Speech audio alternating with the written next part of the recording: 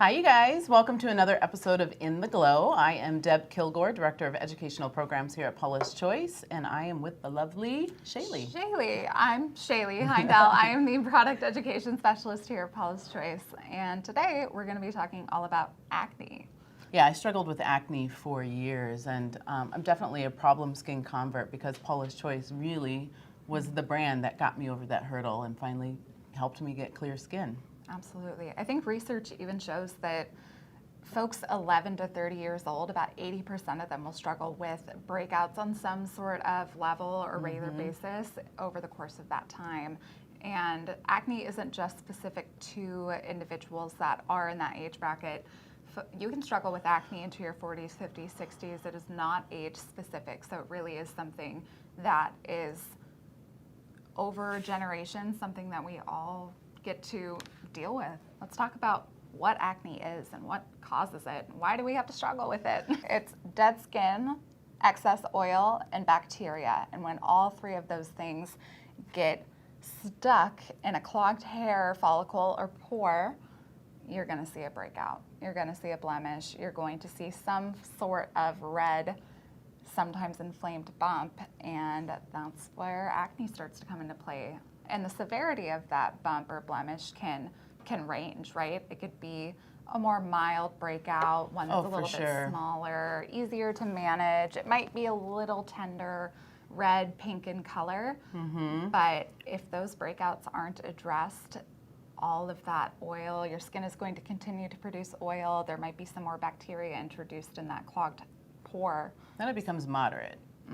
Which is a little bit more tricky. And those are more noticeable, right? They're just larger, definitely a little more bothersome. You'll notice that they're a little harder to, to address and get them to go away. Yeah. And then as you get into that moderate and then we move into severe, those can also leave the marks on skin that, post-acne marks that become a whole separate kind of problem. So the whole idea is to really kind of understand the cause. There are some other factors that can kind of play into that, and then really be able to tackle it early on so it hopefully doesn't escalate into like severe acne. Fortunately, we have great news because we have great products, and I think we're kind of specialists when it comes to dealing with acne and breakouts and clogged pores. And really that comes from an authentic place of Paula kind of struggling with that for years and years herself. Really looking for those solutions that didn't further exacerbate the issue, make the skin dry, red, those sorts of things. And so that's really how Clear has evolved over the years. Clear is really rounding out so that it can be a standalone routine for somebody that is really concerned with controlling breakouts, or you can just hand select different products in Clear to address breakouts as needed. Oh, absolutely. I mean, I think Clear is a great option. It offers an array of benefits aside from dealing with acne and clogged pores. And just like our other routines, you could add boosters, you could add serums into this routine as well. And Clear isn't just for a particular group of consumers or, our younger crowd. Clear can be for everybody. So should we do a little walkthrough of the Clear? And I think if we're keeping in mind DOB, dead skin, excess oil, bacteria, if you keep that in mind, you can understand how each of the different steps in Clear come together to address and prevent blemishes. Starting with that Clear Pore Normalizing Cleanser. This is a mild but very effective cleanser. It has 0.5% of salicylic acid or BHA in it to help address any redness associated with a breakout. It's not really enough to address any exfoliation concerns, but it is really in there to have a calming and soothing benefit. Yeah, it kind of sets the stage for the other products that are there to come. Secret tip though, not so secret. If you struggle with blemishes on the rest of your body, on your chest, on your back, this is a great option to use as a body wash. For sure. So after cleansing, we have exfoliation. Yeah. Regardless if it's Clear or if it's our other exfoliants in our line, we really feel for most people that exfoliation is kind of the missing component to their routine. Yeah. It is something that can give you kind of that instant gratification and those what feels like overnight results. And so again, salicylic acid is working to remove those dry, dead surface skin cells, but it's oil soluble, so it can work within the lining of the pore. And because of its relationship to aspirin, it has some analgesic properties, so it's calming and soothing. It doesn't get much better. Absolutely. And it's super easy to apply as opposed to a harsh physical exfoliant where you gotta scrub it, you gotta rinse it off. This you just swipe on, or you can use it using a cotton pad, or just use your fingertips and press it into your skin.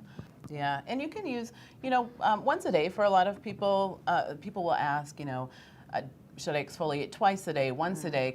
What if I'm using an AHA? Can I also use BHA? Absolutely. So your skin will tell you what it likes and what it doesn't like.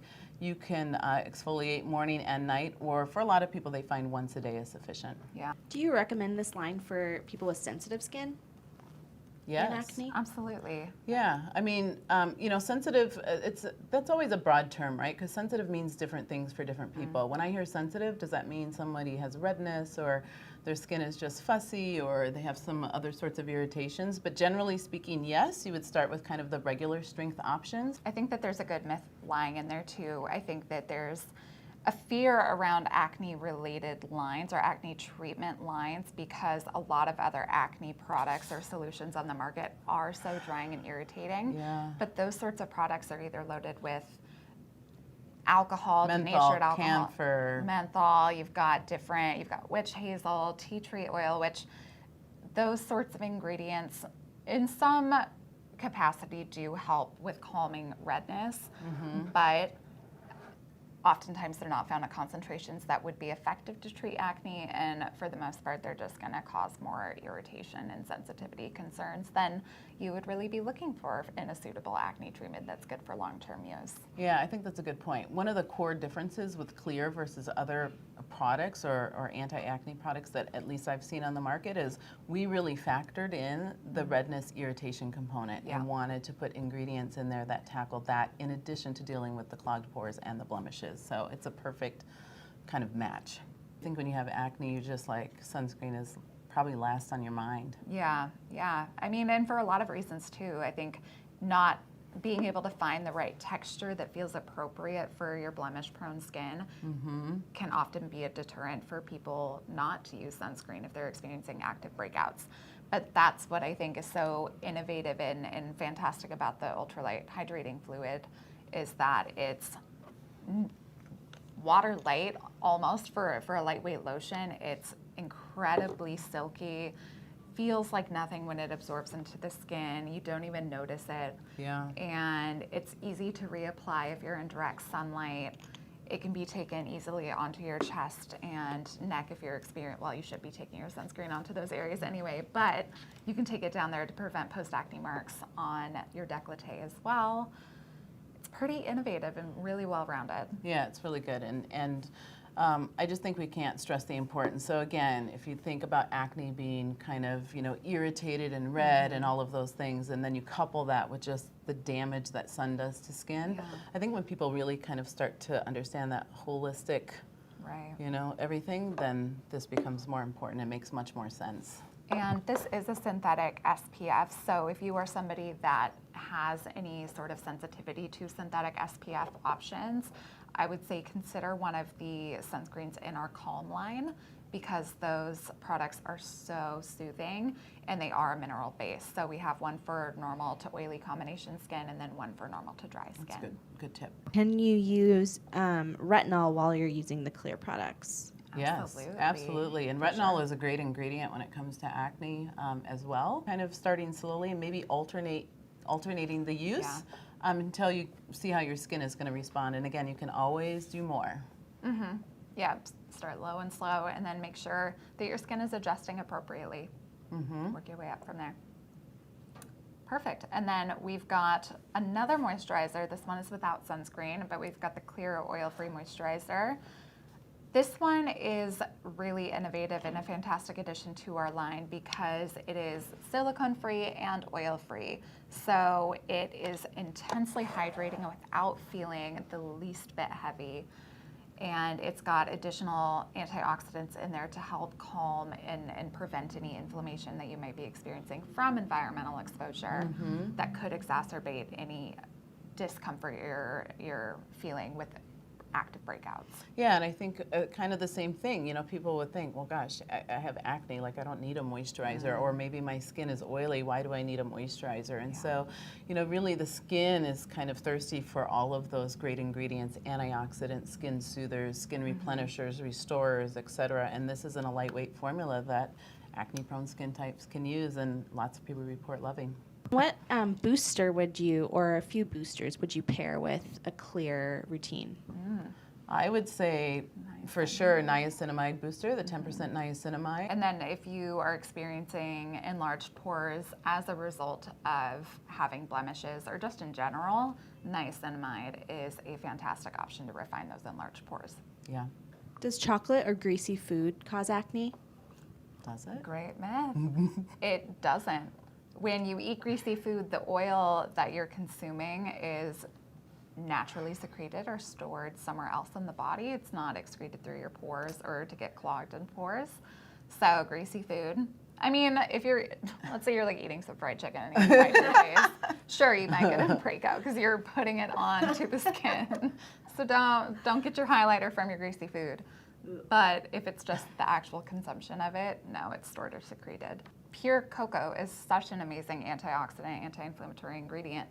But if you're mixing that wonderful antioxidant with things that you might have an underlying sensitivity to, maybe dairy, gluten, then eating something with chocolate or eating a chocolate-based product might cause bumps as a result, but it's which not are the different chocolate than itself. which are different than acne, right? Because it might be a sensitivity response to that particular food, but not actual acne. Yeah.